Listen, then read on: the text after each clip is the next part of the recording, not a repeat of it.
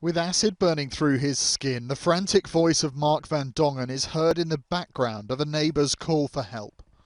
What's happened, please? Somebody threw acid over there. Can you see Someone that? threw acid over his face, apparently. Did acid thrown over his face? Yeah. So who did this to you, please? My ex, she threw His ex.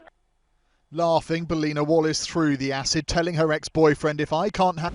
He wanted me to burn my insides. Wallace researched whether her liquid weapon could kill.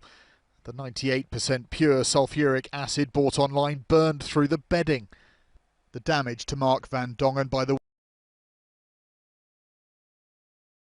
even recognised his own son when he arrived at hospital from Belgium. No, I really didn't recognise him. I had not recognised him at all. Not at all. Then a doctor came and said, "Van Dongen?" And I said, "Yes." And he said, "Room 1. That is Mark." En die zei kamer 1. Dat is Mark. Mark Van Dongen's injuries were described as significant chemical burns. He was paralysed from the neck down and partially blinded. He spent more than 6 months here in intensive care alone. The prosecution argued that with her actions that night in Bristol, Belina Wallace had intended to kill her former boyfriend. And even though he took the decision to die, she was charged with his murder.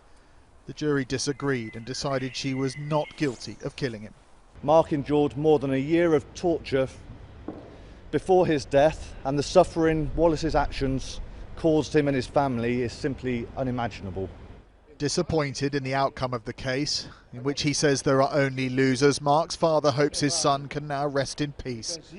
His attacker he describes as the devil personified. Rupert Evelyn, ITV News, Bristol.